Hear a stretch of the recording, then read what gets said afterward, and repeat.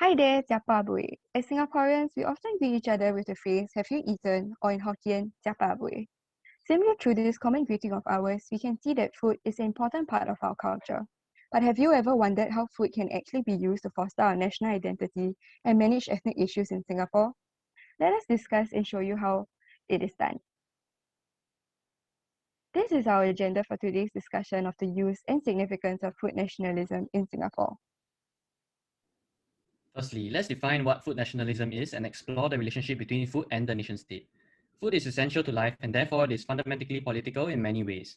The centrality of food in one's everyday lifestyle is undeniable, and food is therefore one of the essential commodities which political powers at various levels are concerned with.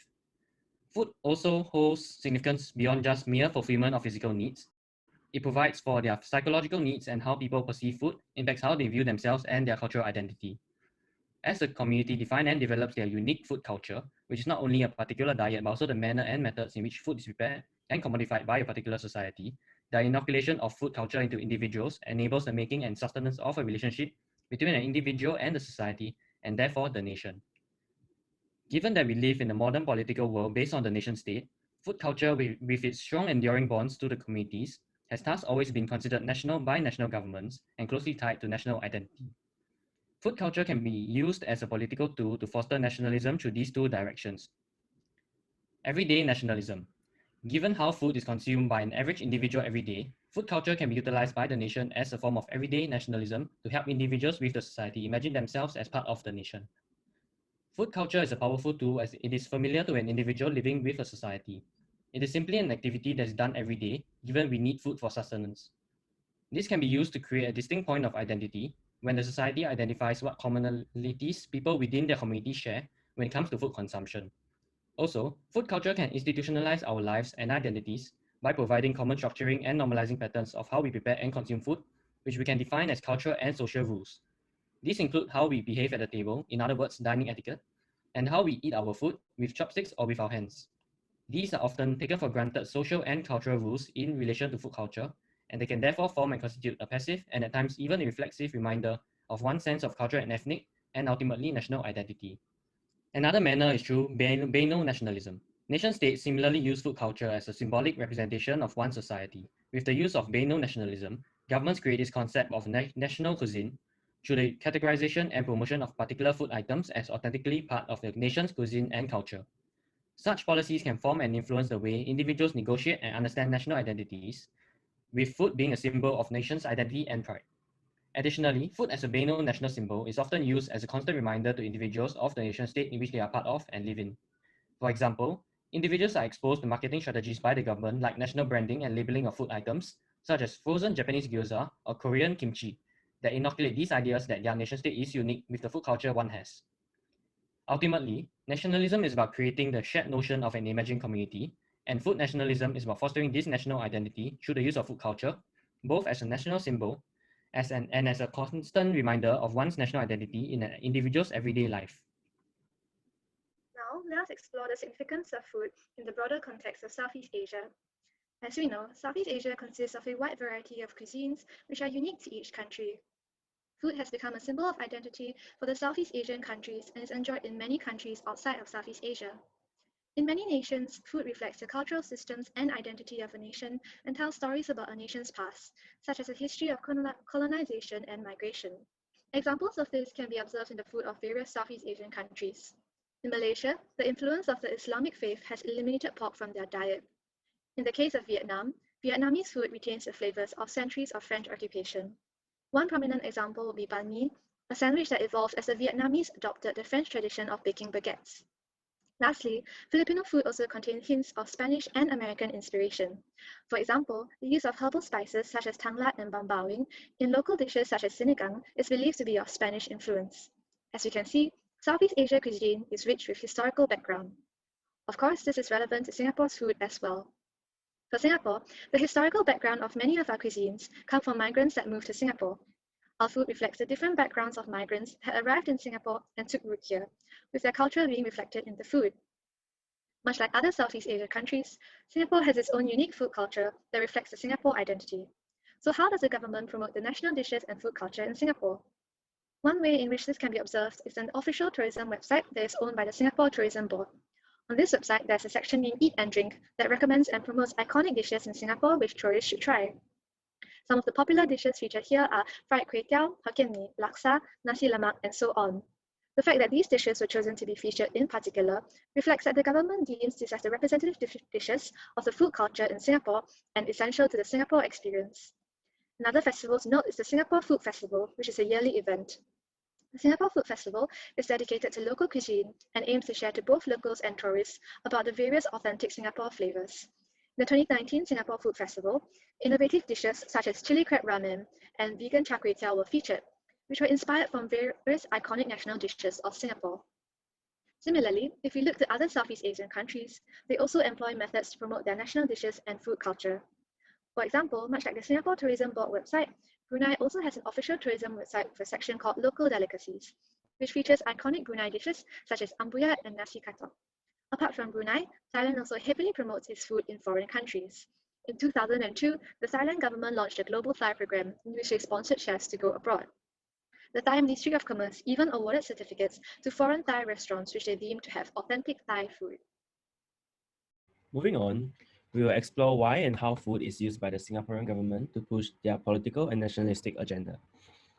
As Singapore is a young nation with a diverse and multicultural society, there's a need to create a common identity for Singaporeans. This means that Singapore has to find something relatable to all Singaporeans today to promote our national identity. This brings our attention to food. Food is something that we do, and as most of us know, eating is a national pastime of Singapore. This demonstrates the relevance of our culinary culture and its importance to every Singaporean's life. Firstly, food culture in Singapore grounds individuals to perceive Singapore as their home and their nation. As mentioned, it's part of our everyday life. Loh argues that identities of self, families, and social groups are contingent on and expressed through memories and embodied recollections of the past. Food experiences, through triggering multiple human senses, such as taste and smell, can evoke memories of the past. He concludes that this points to food serving as an intermediary that reproduces the social ties that anchors individual and collective membership to the social group. Recognizing this, the Singaporean government has attempted to embolden our national consciousness through evoking this sense of home and nationalism through our food culture. The sense of nostalgia and memories of collective past can be a powerful tool to foster national identity. Food culture has been thus actively used by the government to reflect our cultural traditions, which we literally practice every day, and how it defines us as a community. An example of this effort is Singapore Day. Singapore Day has been a constant ongoing project before the outbreak of COVID-19, meant to bring Singaporean culture overseas. And often, their main targets are overseas Singaporeans, and often seek to evoke national sentiments through the use of local performances such as National Day songs, and particularly through the use of food. The use of food to evoke nostalgia and homesickness can foster this sense of national identity and pride for Singaporeans living overseas. From personal experience, when I've moved overseas to Shanghai, China for 2 years when I was a kid, my parents often bring us to these Malaysian Singaporean cuisine restaurants selling local dishes such as Hainanese chicken rice or pulut hitam, which really evoke this sense of homesickness and nostalgia. The gastronomical sensory we got from the food made by Singaporeans ultimately reminded us of home. The taste was not something that was replicated elsewhere in the world and was uniquely Singaporean. This reminded us that we were Singaporeans. Hence, it can be agreed that our food culture can be actively used to promote the national identity of Singaporeans through nostalgic sentiments and recollection of our collective past. Albeit food being purely a passive part of our everyday lives, it can be used as a powerful tool to evoke nationalist sentiments. On banal nationalism, Singaporean politicians use national landmark achievements such as placing Singapore's hawker culture as part of UNESCO representative list of intangible cultural heritage of humanity to preserve our hawker culture and ensure that this identity of Singapore, which has been carried over from our history, continues and remains relevant even in the future. They often use this as a source of national pride and to stir nationalistic sentiments. The government continues to embolden the notion that eating is a national passion in Singapore, and increasingly tie this relevance of our food culture to our national identity. According to the former Minister of Trade Industry, Singaporeans spend a lot of time eating and thinking about food. Even when we're eating, we're already thinking about the next meal. It is an inseparable part of our culture. This hence reflects a top-down official and a banal nationalistic approach by our government using our culinary culture as a banal nationalist symbol to foster a greater sense of national identity. Food became a powerful tool for politicians, and they used our culinary culture as an important means of representing Singapore and Singaporean culture. Now we explore the issues with using our culinary culture as a political tool. These identities associated with food that the government has created may merely be constructions as symbols of nationalism and may not be ideals that Singaporeans truly agree with. These national and ethnic identities constructed by the government through food may not be reflective of the current situation on the ground, in particular the diversity and hybridity of ethnic identities and harmonious intermingling within our multicultural society. We have seen many intermarriages between individuals with different ethnic backgrounds, such as the Eurasians and Peranakans. The current framework to categorize ethnic food cultures created by the government can possibly marginalize the representation of these communities within Singapore's multicultural society.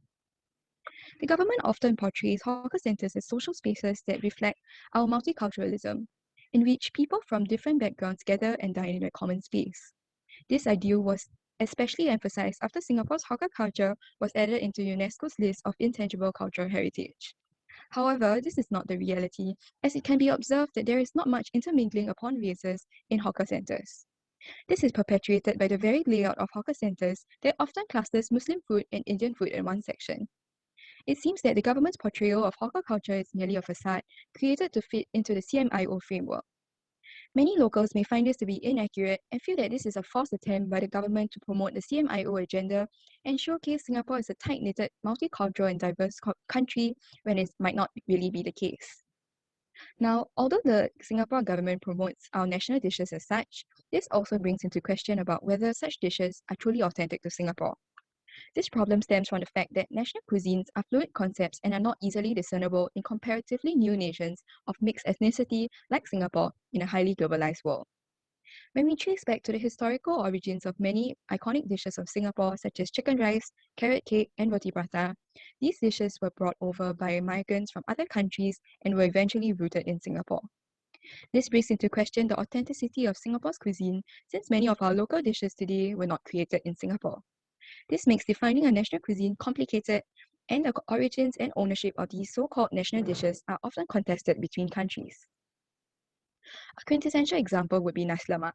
Nasi lemak is claimed by Singaporeans as part of Singapore's food identity, but is often contested by Malaysia for having a better version of nasi lemak. From YouTube videos reviewing food from the two countries, to extensive blog posts on comparisons, to even major cooperations like Malaysia's McDonald's competing to make a better version of Singapore's nasi lemak burger, all of these seek to cast doubts on the existence of Singapore's cuisine. As we can see, while many dishes in Singapore are imported through the different migrant communities in Singapore, many dishes were ultimately modified and influenced by the tastes and preferences of people living in the region, which has similarly impacted how migrant communities in Singapore have changed their taste palettes. Drawing from our nasi lemak example, the Chinese adapted nasi lemak that's typically served with fried chicken and ikan bilis to having non-halal additions like luncheon meat. In Singapore, we see how various communities have adapted these dishes and made it our own, demonstrating the interplay between people and cuisines. As such, what constitutes Singapore's cuisine today mainly consists of dishes that were created by mixing cuisine types and taking ideas from dishes created in neighboring countries and then making it our own. Finally, let us share our thoughts on food nationalism in Singapore. So from what we have learned about food nationalism in Singapore, in our opinion, we agree that using food as a political tool to spur nationalistic sentiments is effective in the context of Singapore. Local food has become an integral part of the identity of Singaporeans. In a survey conducted by the Singapore National Heritage Board in early 2018, 27% of 3,000 respondents picked food as the most important aspect of Singapore's intangible cultural heritage. Furthermore, due to the diverse cultural community of Singapore, one common point of interest of Singaporeans is food. It is something that people have a shared experience of and can take pride in. Despite the different cultural backgrounds of the food, it can therefore serve as a unifying factor for Singaporeans. Hence, while there may be issues with the historical background of local cuisine and its authenticity as a truly Singaporean cuisine, this does not diminish the importance of food to the identity of Singaporeans. A country's food culture is found to be influenced by globalization forces, yet these do not always overwhelm local distinctions, and the international and domestic spheres can coexist and coalesce. Food is a critical dimension of ethnic and national identity, and to have a heritage worthy of protection. Food is the one concept that is important and relevant to Singaporeans, and has been tremendously successful in spurring the nationalistic sentiments of Singaporeans. The importance of food goes way beyond Singapore, given the importance of food in forming cultural identities in all Southeast Asian nations. Thank you, and here are our references.